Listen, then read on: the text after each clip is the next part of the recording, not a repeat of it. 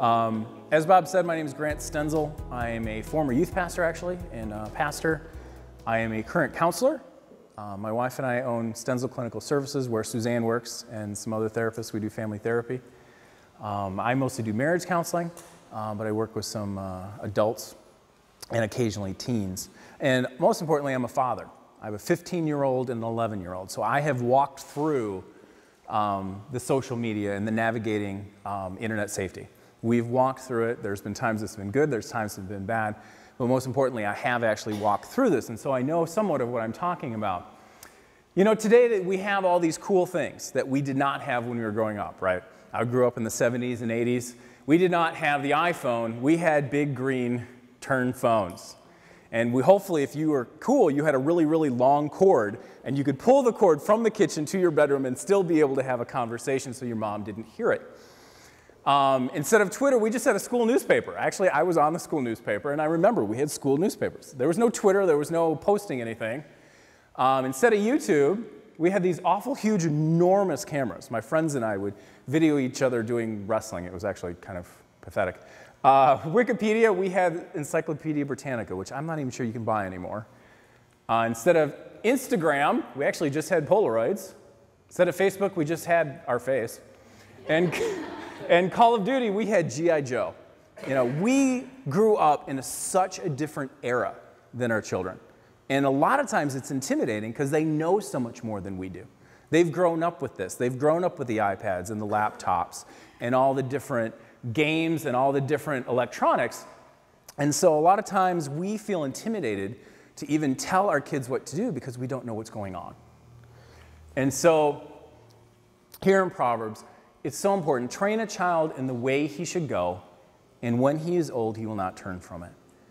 But there's the challenge, though. We need to train, we need to teach our children, but also we have to train and teach them on something we don't know, and they know something more about. And that's hard to guide your children when you're intimidated. And so first, I just want to start with what's out there. I'm sure most of you guys know what's out there, but just to go over it, I kind of put it in three categories. First one is just sexual morality. All of us know about this. There's pornography, there's awful things there's good things on YouTube, there's awful things on YouTube. Instant messaging, sexting, emailing pictures, video chatting. Actually, what we're finding is with the Instagram, even in grade schools, there's inappropriate things going on. Actually, at Wheaton Christian Grammar School, the Christian Grammar School, there was some inappropriate things happening in a bathroom with Instagram. So these things are happening at young ages and old ages. Instagram, there you go. Instagram, no problem. Instagram is something either on an iPhone or an Android or even an iPad. You take a picture and it automatically goes to your Facebook and it's posted there. And you can do different ways where it looks like it's old or new, and there's different things you can do with the Instagram, but pretty much it's an instant picture that automatically goes to the web as soon as you take it. Okay, and Instagram is one of the hot things right now. Kids love Instagram. They make it look like they're old pictures, actually. It's colored like an old Polaroid. You know, like the Polaroids we have now from 30 years ago, and they're all yellow and whatever. But there's things that are posting. There's kids in bathrooms that are taking pictures of other kids, posting on the internet. There's a lot of things going on. One of the problems with pornography that a lot of our students don't understand, this is something you may know and they don't, is if a 16-year-old takes a nude picture of themselves and they email it, say, to their girlfriend, that's trafficking child pornography, and he can go to jail. Most students don't realize they can go to jail for that. That's not just, oh, this is funny, I'm sending my girlfriend or my boyfriend a new picture of me. That's trafficking and possession of child pornography. And there are kids now getting convicted and going to jail for it. Because here's the thing, the laws are always behind electronics.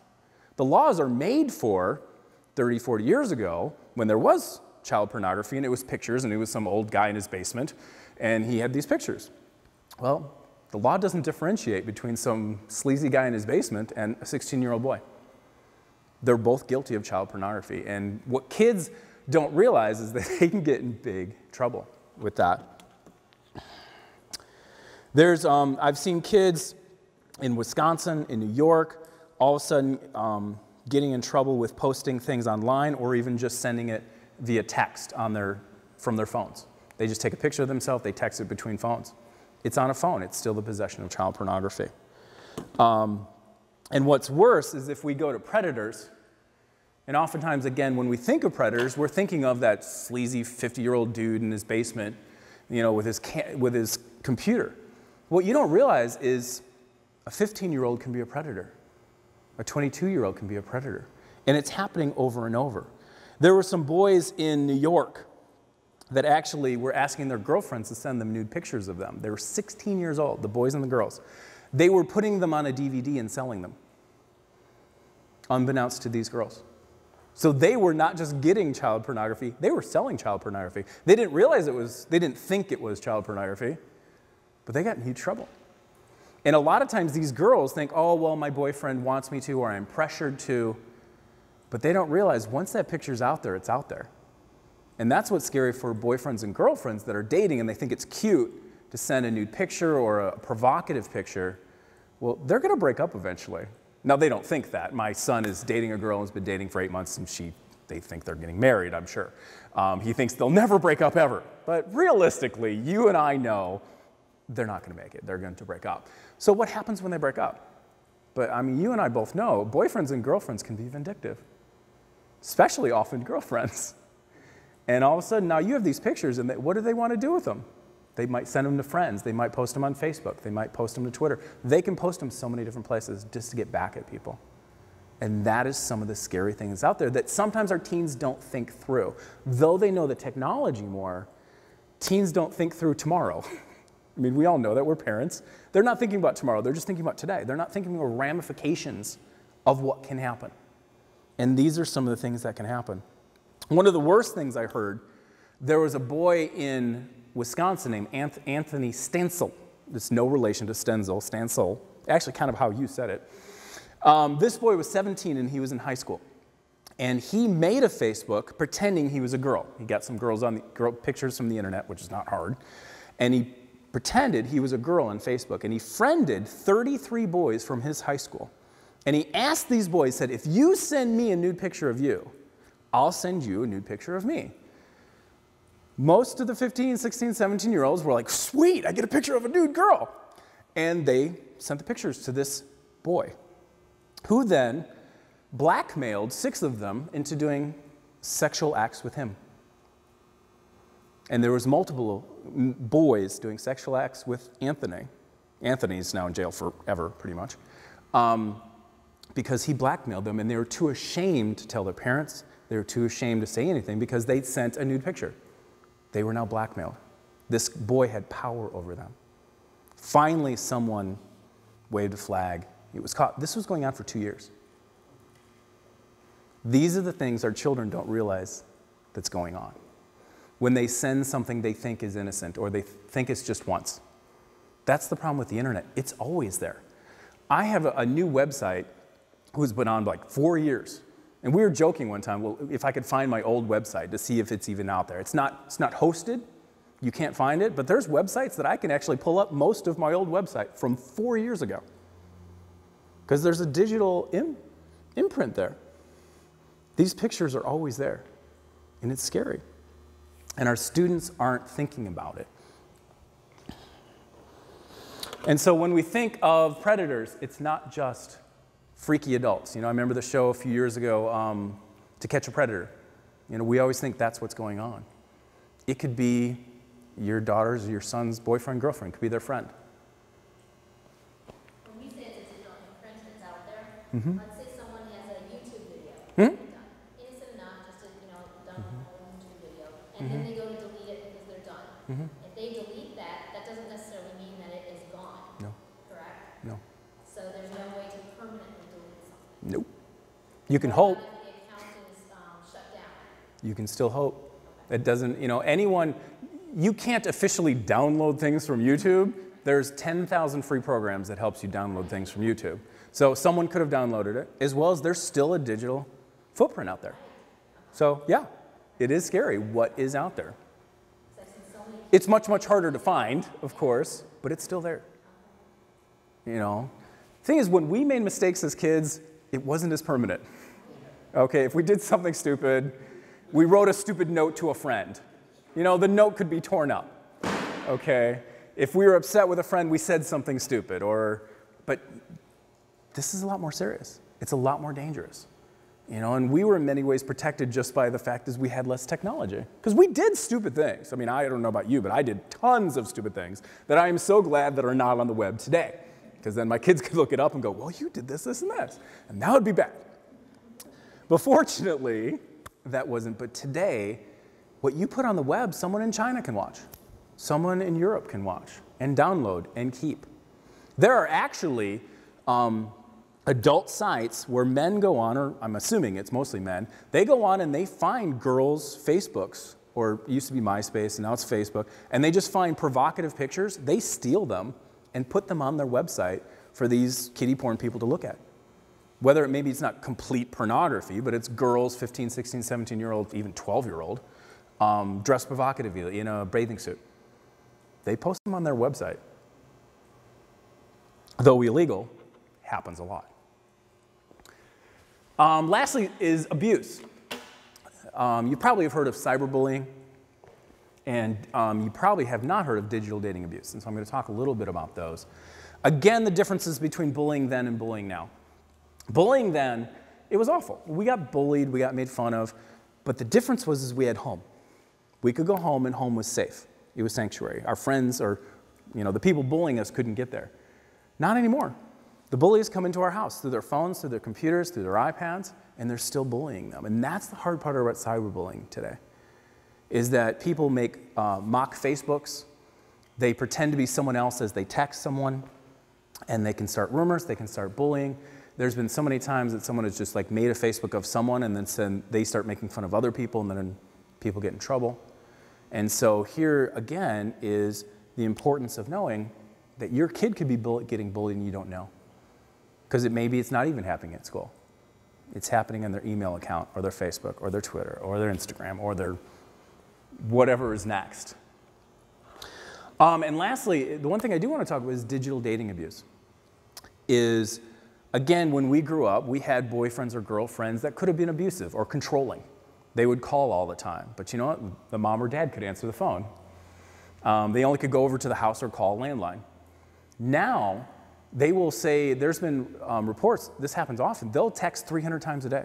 What are you doing right now? Who are you with? What are you doing? They'll hack into their Facebook and delete friends that they are jealous of. They will also get these pictures and blackmail their boyfriend or girlfriend. You know, girlfriends oftentimes, they get a picture of a boy and they say, well, you can't break up with me or I'm going to post this on the internet. Boys, of course, you know what, hey, if you don't do this or this with me, I'm posting this on the internet, or giving it to your parents, or doing something with it. And so we're seeing blackmail via the internet and through all the different cyber ways that we move. There was an AP poll by MTV, obviously not a conservative company. They polled people from the teens to early 20s, and they said 56% of these kids had been harassed or bullied online. Over half. You know, and this is not a company that's trying to hide truth, okay? 1/3 of them said they had sexted. Do you guys know what sexted is? Okay. 4 out of 10 said a partner has used a cell phone or computer to harass them or control them. So this is happening, regardless of whether you think it's your kid or not. I know my son is at Wheaton Academy, my daughter's at Wheaton Christian Grammar School, and it happens at both places. So if it's happening there, it's happening anywhere.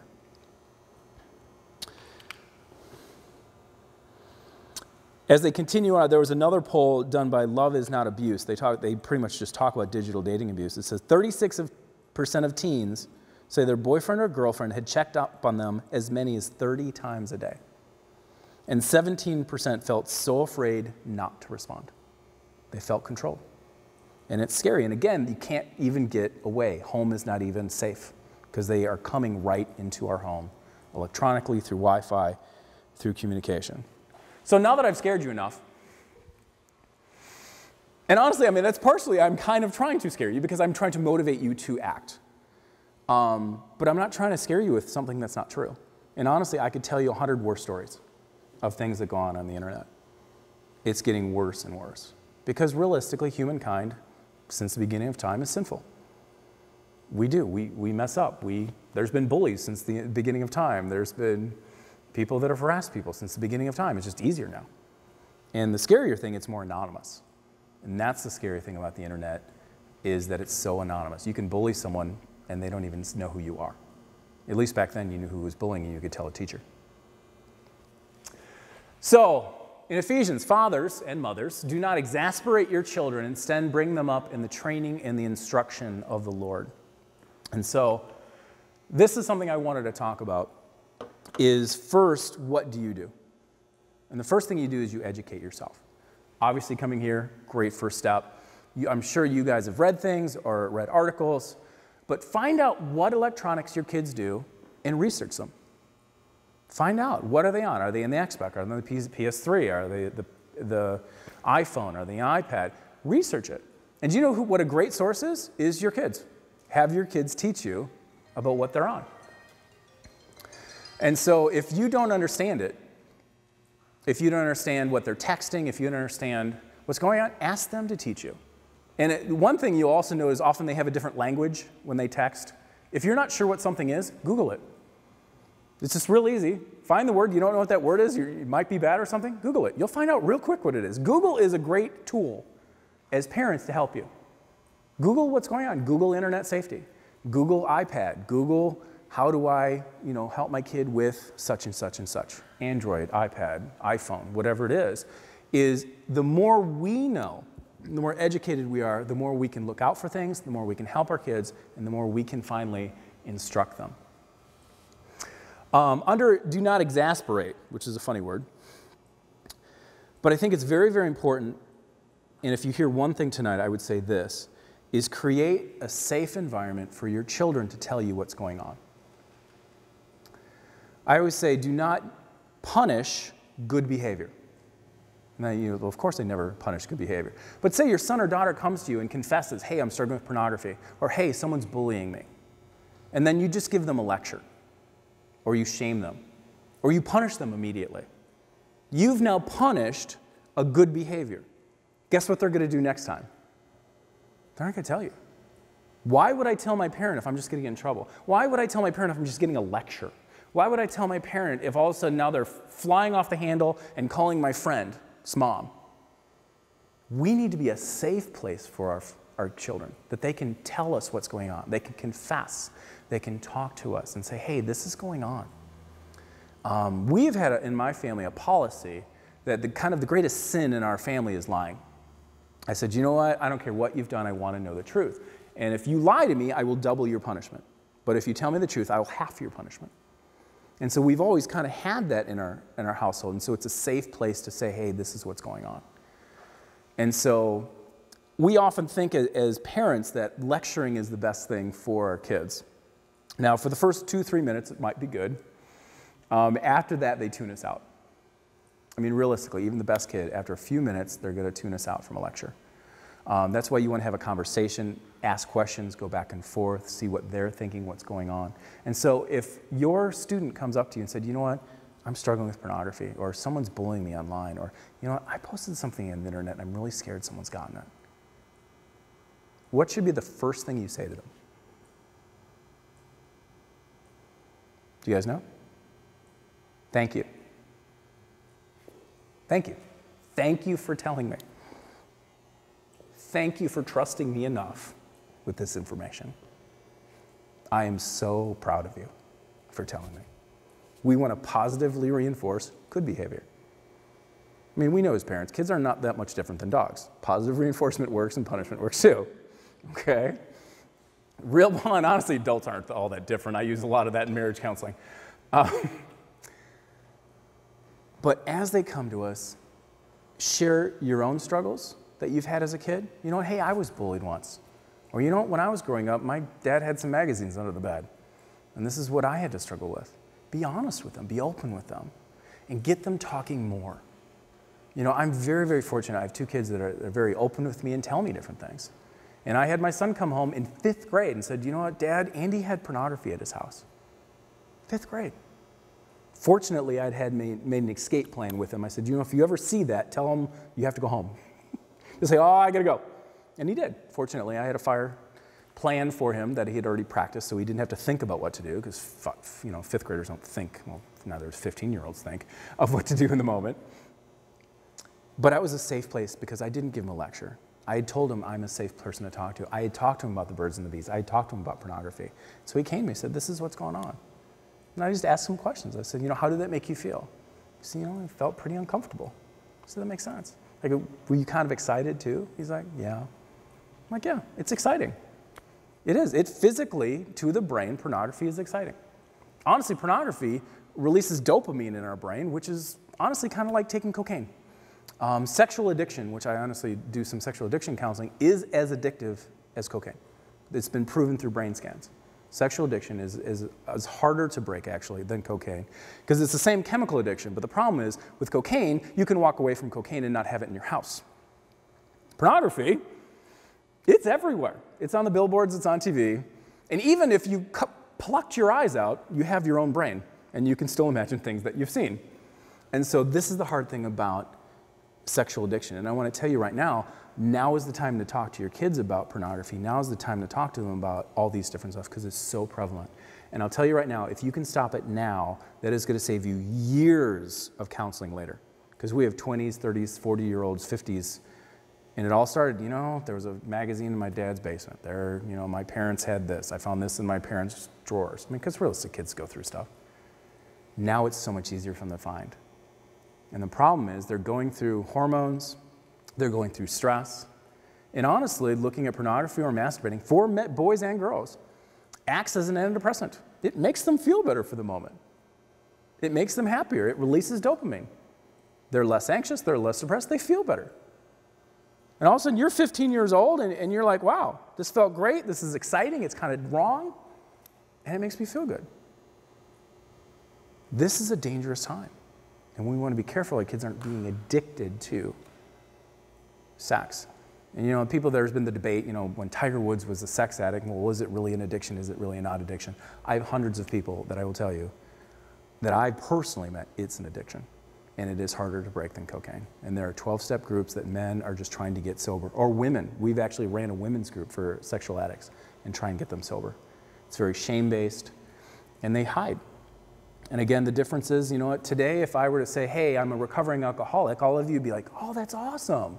Great, good for you. If I said, hey, I'm a recovering sexaholic, you'd be like, yeah, that's nice, can I leave? You'd be scared of me. And so we don't want to send our kids down this road. It is a tough, tough, tough path. Oh, that's my clicker. There it is. Okay, so we're going to talk about not exasperating. Open communication. Talk with them about it now. Say, hey, have you ever been harassed online? Have you ever been bullied online? Has someone ever given you a hard time? Then lastly, we want to do training and instruction. We want to train them, obviously not in the electronics, because they often know it better than we do. But we want to train them on what's out there and how they can keep safe. So some safety tips you can give them. Here's some safety tips. This is actually a slide from my teen one. I speak to teens about this, is keeping their password to themselves. For some reason, teens think it's hysterical to give their password to their friends, and it's kind of like an initiation. Or, if you really loved me, you would give me your password to your Facebook. Or if we're really, truly friends, you'd give me your Twitter or your Instagram password. This is where the harassment starts. This is where trouble starts. This is where blackmail starts. Never, never, never, never, never, never give out your password, except to your parents, which I require. Everything my son has, I have his password. That is required. It is non-negotiable. And he knows that. Do not post, email, text, upload, update, send, share anything you don't want the world to see, because probably the world will. And they don't think it will, because, teenagers don't think of consequences. This is why I was in like 5 car accidents. This was when I was 16, 17, because I didn't think of consequences. I said, I'll live forever, right? They don't think this is going to go out there, because they're special and nothing ever bad's going to happen to them, but it will. Not everyone is who they say they are. That's pretty obvious. There are people online, maybe even the same age or different age, who are posing as someone else, like Anthony Stenzel. Tell them to talk to someone. Even if they're not comfortable talking to you, tell them to talk to their counselor at school, or talk to their pastor, talk to Bob, talk to one of the pastors here. And being bullied, harassed, and stalked. Talk to them about that. Say, you know what, these things happen. If it happens to you, it's not your fault. Because oftentimes the person being bullied, person being harassed, person being stalked, thinks it's their fault and they deserve it. And so they don't tell anyone. And oftentimes, especially with boys, they're so ashamed that they're getting bullied, stalked, harassed, they won't tell anyone. So we need to ask our kids, hey, is there something going on? And talk to them about, hey, you know what, it's okay to talk about it. So what should you do if a teen is struggling to slay the dragon in their life? Does anyone know where this picture is from? I bet you none of you do. You do, I know you do, because you're young. This is from Skyrim. This is actually one of the hottest video games that were out last year. Skyrim, The Elder Scrolls. This is kind of a test of how much electronics you know. The screen before was The Sims, if you didn't know that one. That's The Sims. You guys know The Sims? That's The Sims 3 right there. So the teens always know it when I put these up. They're like, oh, I know that one. If you're struggling to slay the dragon in their life, this is another slide I show teens when I talk to them, is that they need help. They're not going to do it themselves. You know, talk to Bob, talk to one of your pastors. Get the teen to talk to them, or you talk to them. You know, to get support and get help. You're not going to do this alone. Abuse or addiction will only get worse, and it's harder and harder to break. And this is so important to know. Abuse doesn't just happen to girls, and addiction doesn't just happen to boys. We're seeing more and more girls become addicted to pornography and masturbation. We're seeing more and more boys harassed and bullied. So don't assume, since you have a girl or since you have a boy, that one of them is not going to be true. Because honestly, girls are the fastest growing group of sexual addicts. Other suggestions, Google your kids.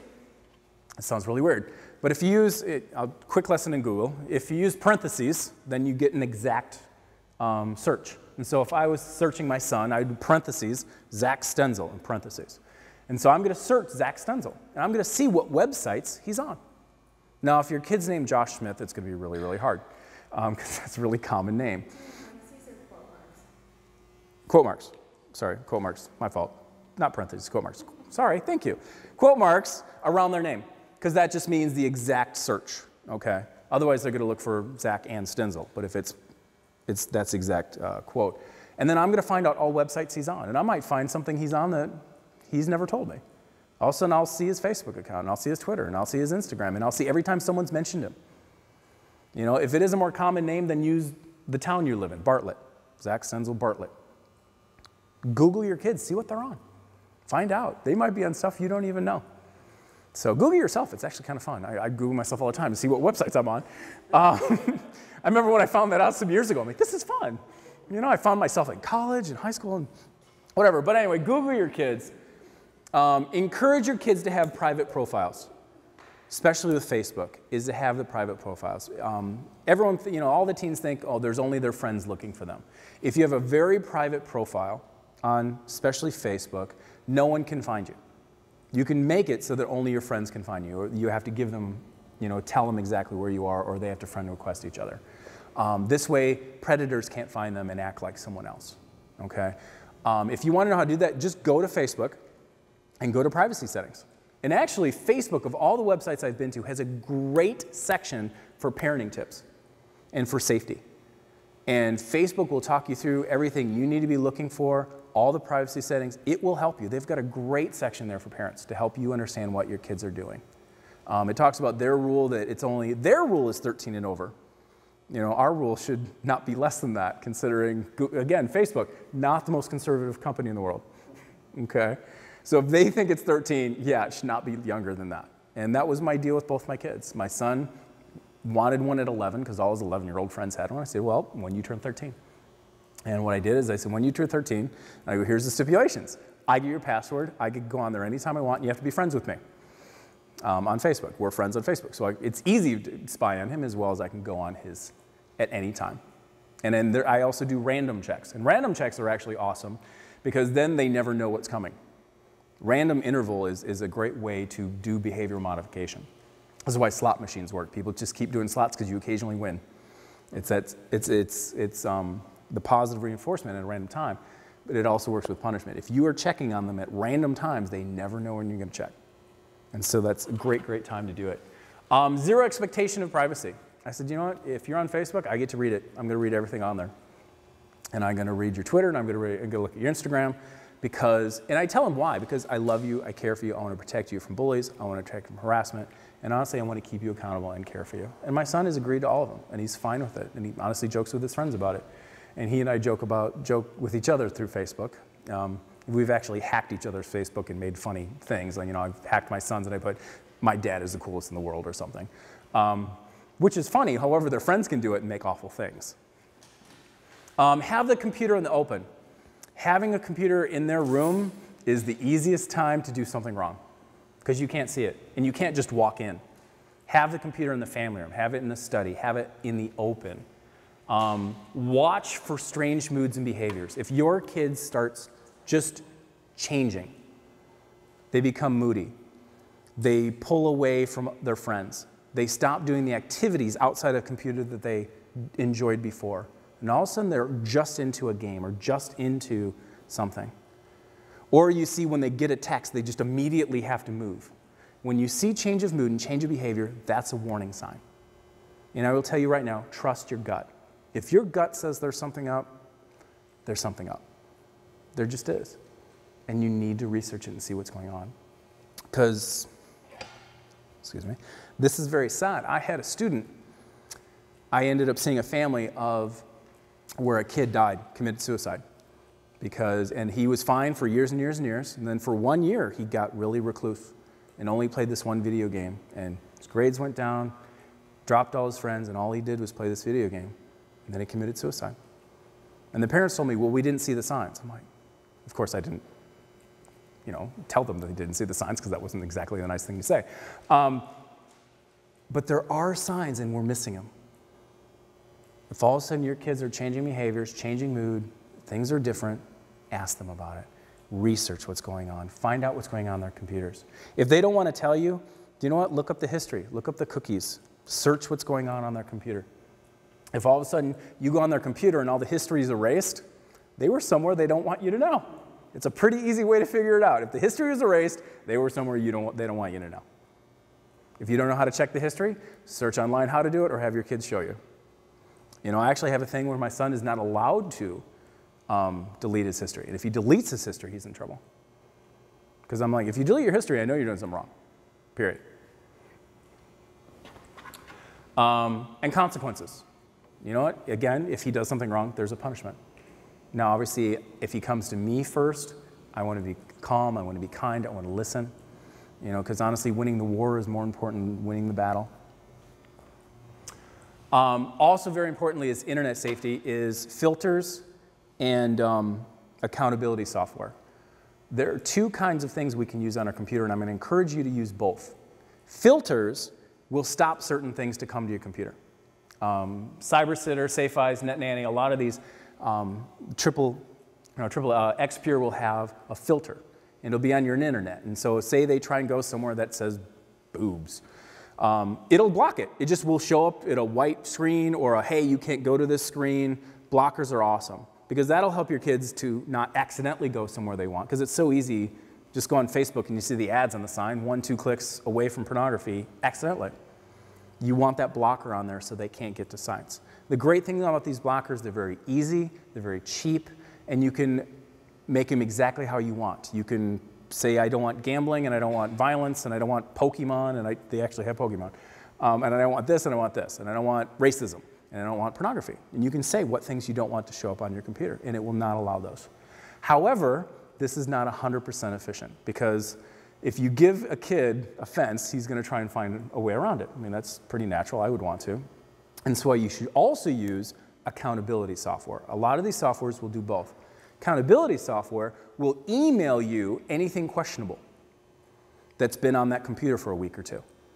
And so not only do we have filters on all our computers and iPads and iPhones, we have accountability software, which I get an email once a week that says these are the questionable sites this computer has watched.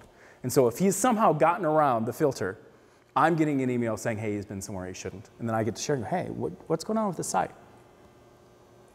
And so these are two great ways to help protect your child because we want to create accountability.